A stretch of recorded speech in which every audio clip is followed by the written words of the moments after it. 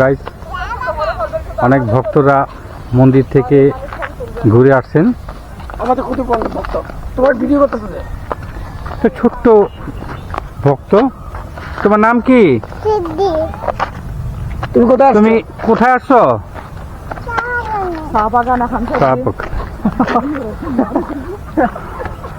বাবু বলতেছে উনি নাকি চা বাগানে এসছেন।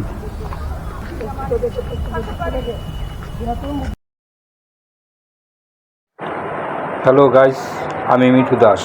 এই মুহূর্তে যেখানে যে অবস্থায় আমার এই ভিডিও দেখছেন, হলুদ নীল চ্যানেলের পক্ষ থেকে সবাইকে জানাচ্ছি প্রীতি ও শুভেচ্ছা। বন্ধুরা, আমি এখন আছি শরীরপুর ডিঙ্গামানিক শ্রী শ্রী রাম ঠাকুর মন্দিরে।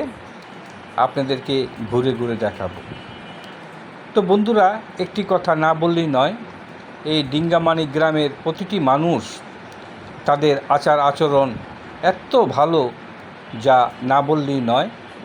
এখানে কে হিন্দু কে মুসলমান বোঝা খুবই মুশকিল। একে অপরের সাথে খুব আন্তরিকতার সাথে মেলামেশা করে, যা দেখে আমার খুবই ভালো লেগেছে। আমি সবাইকে আমার অন্তর থেকে তাদের শুভেচ্ছা জানাচ্ছি। চলুন ভিতরে যাওয়া যাক।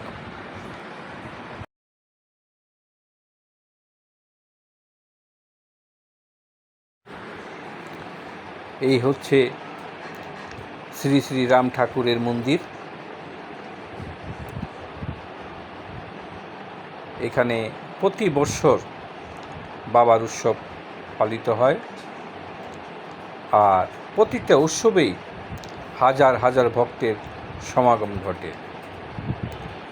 বিশাল জায়গা জুড়ে এই মন্দিরটি করা হয়েছে, দেখতে খুবই সুন্দর। এখানে ঘুরে ফিরে আপনিও আনন্দ পাবেন। চলুন আপনাদেরকে ভিতরে নিয়ে যাই।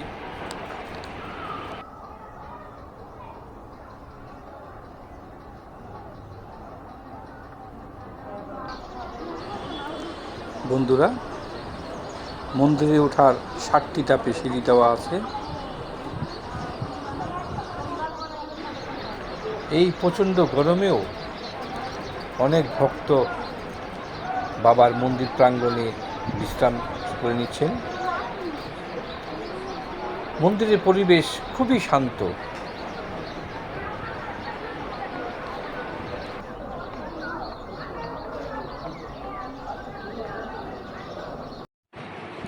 মন্দিরের চারিপাশে 16 জোড়া পিলার দেওয়া আছে,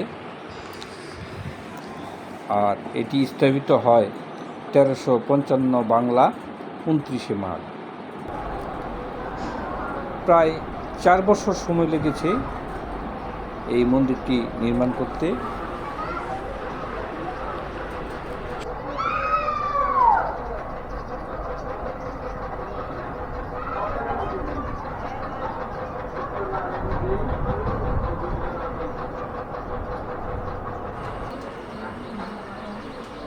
এই মন্দিরের কি সুন্দর ডিজাইন, আর এই ডিজাইনটা বাবা নিজের হাতেই করে গেছেন।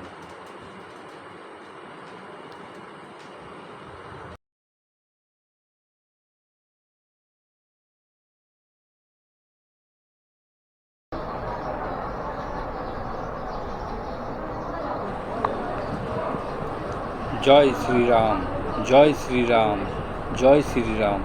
দেখুন বাবা কি সুন্দর শান্তভাবে বসে আছেন। এই মন্দিরে বাবার নির্দেশে প্রথম উৎসব পালন করা হয়। প্রায় 25,000 ভক্তের সমাগম ঘটে। এতে তখনকার আমলে 700 টাকা খরচ হয়েছিল। এই হচ্ছে মন্দিরের পিছনে পুকুর। এই পুকুরে ঠাকুর স্নান করত, এখন ভক্তরা এখানে স্নান করে। এখানকার জল খুবই পরিষ্কার। চতুর্দিকে নারকেল গাছের সারি, দেখতে খুব ভালো লাগে। মন্দিরের পাশে আছে বাবার শয়নঘর।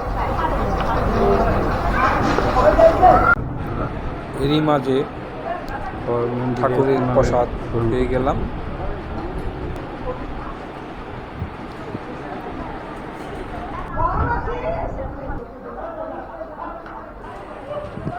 এই হচ্ছে বাবার শয়ন ঘর।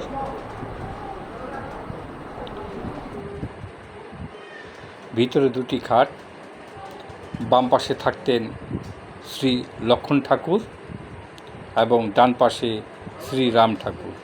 তারা দুই ভাই এখানে শয়ন দিতেন। এই ভবনে ঠাকুরের নাম দেওয়া হয়। যারা ঠাকুরের নাম নিতে চায় এখান থেকে ঠাকুরের নাম নিতে পারবেন। আর এটি হচ্ছে রাম ঠাকুর মামার বাড়ি। এখানে রাম ঠাকুরের মামা থাকতেন।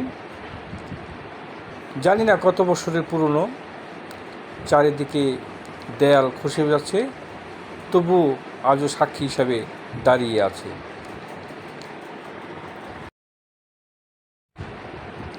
আর উপরের চিলিকোঠায় বাবা সাধনা করতেন।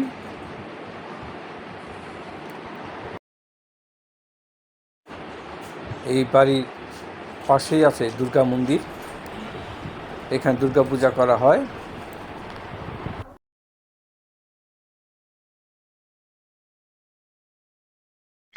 বন্ধুরা, এই সেই ঘর।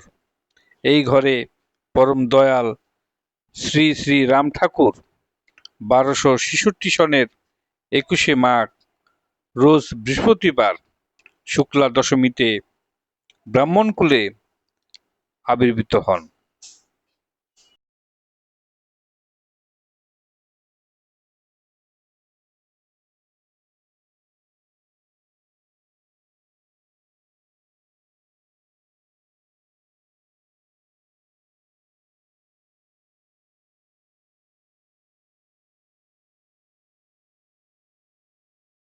বন্ধুরা, বাবার এই ঘরটি চারিদিকে আপনাদেরকে ঘুরে দেখাচ্ছি। চারিদিকে ডিজাইন করা আছে পাইপ দিয়ে বাউন্ডারি দেওয়া। খুব শান্ত পরিবেশ। মনে হয় এখন বাবা ধ্যানে মগ্ন আছেন।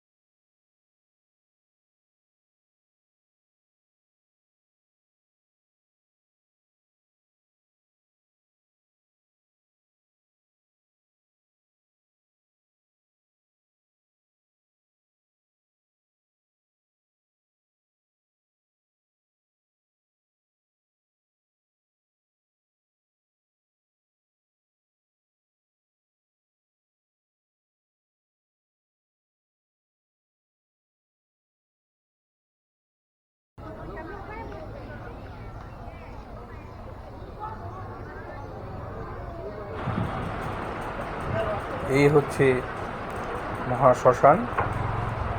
এখানে ঠাকুরের পিতা মাতার সমাধি আছে।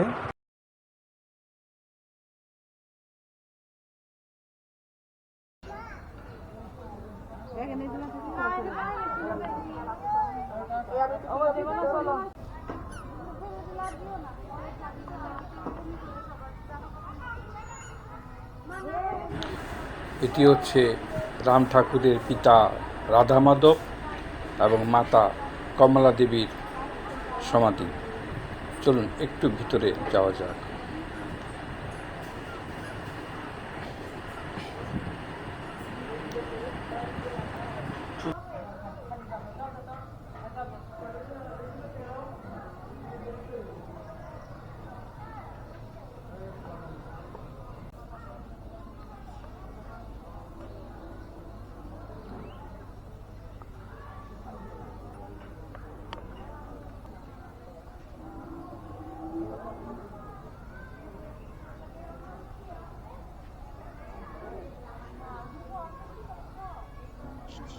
শ্মশান ঘাটে এই ঘরে প্রতি বছর কালী পূজা করা হয়।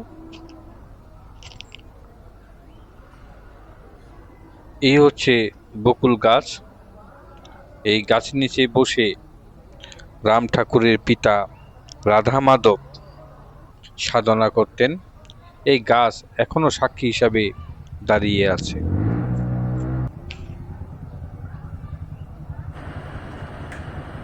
দেখুন এই শ্মশান ঘাটটিও কত সুন্দর।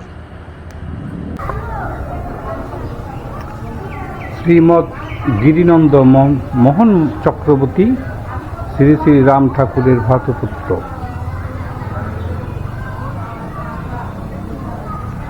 শ্রীমৎ মহেন্দ্রচন্দ্র চক্রবর্তী শ্রী শ্রী রাম ঠাকুরের ভ্রাতুপুত্র।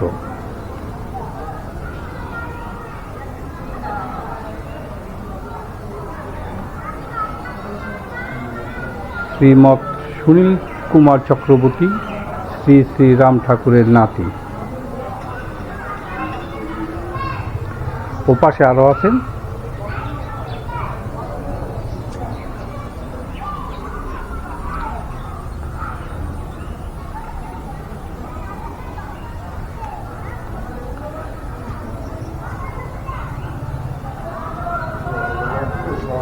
শ্রীমৎ কালী প্রসাদ চক্রবর্তী শ্রী শ্রী রাম ঠাকুরের নাতি। এরপরে আছেন স্বর্গীয়া চারুবালা দেবী শ্রী শ্রী রাম ঠাকুরের ভ্রাতু পুত্রবধূ।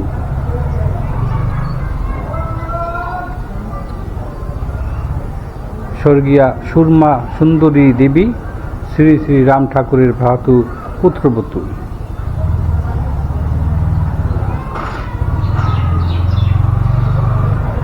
শ্রীমৎ প্রমোদ নাথ চক্রবর্তী গোসাই শ্রী শ্রী রাম ঠাকুরের নাতি।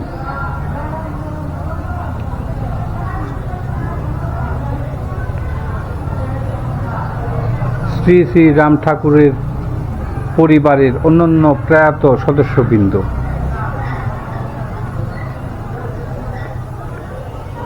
এই 10টি সমাধি আমরা দেখলাম।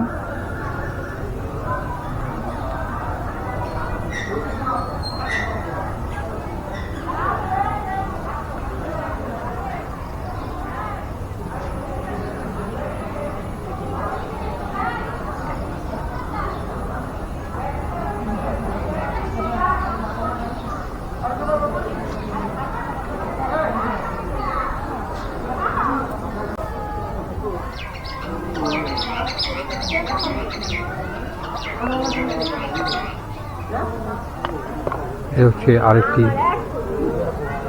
স্নানঘাট।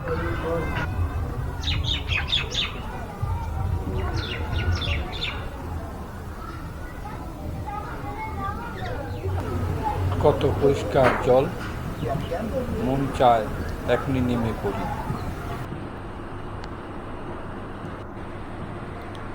এই হচ্ছে গোয়ালঘর।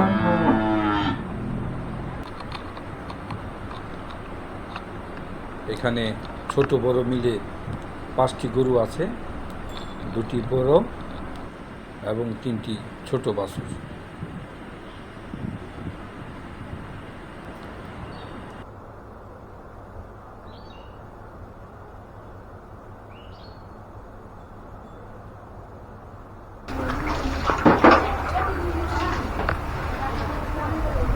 এখানে সর্বক্ষণই ভক্তদের প্রসাদ রান্না করা ব্যবস্থা থাকে।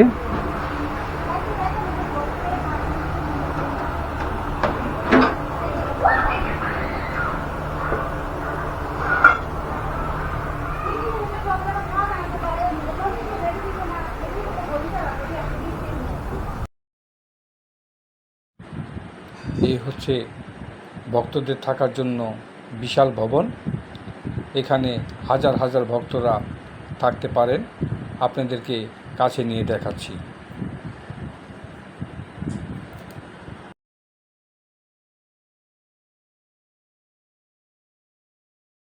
সারি সারি নারিকেল গাছ।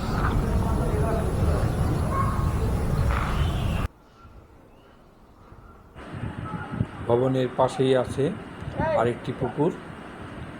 এখানেও ভক্তরা স্নান করেন। প্রতিটা পুকুরই পরিষ্কার। আপনারা নির্দ্বিধায় স্নান করতে পারবেন।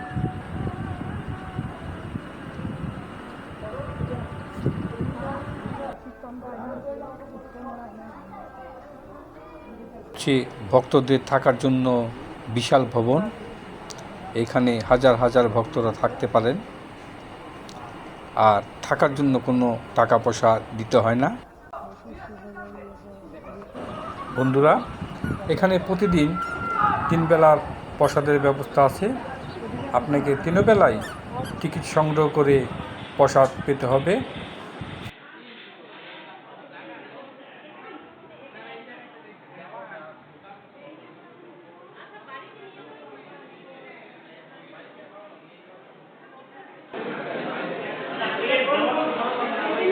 প্রসাদগুলো তৈরি করা হচ্ছে।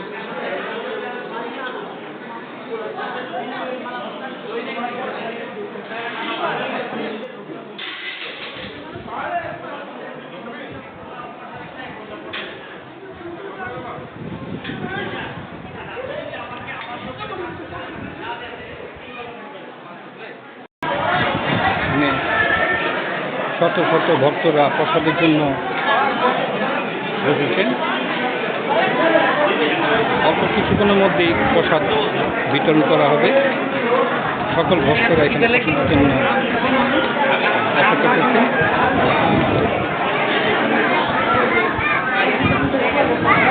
দেখুন আজকে কত ভক্ত গ্রহণ করার জন্য, একটা আনন্দের ব্যাপার। দুই ধারে 3 লাইনে সারিবদ্ধভাবে রয়েছে।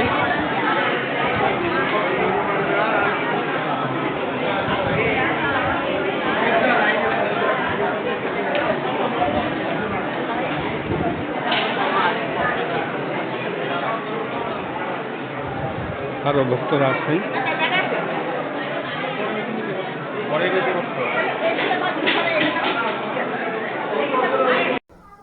বন্ধুরা, আশা করি আমার এই ব্লগটি আপনাদেরকে ভালো লেগেছে, আর আমাকে সময় দেওয়ার জন্য আপনাদেরকে ধন্যবাদ। আবারও দেখা হবে অন্য নতুন কোনো ভিডিও নিয়ে। সবাই ভালো থাকুন, ভালো রাখুন।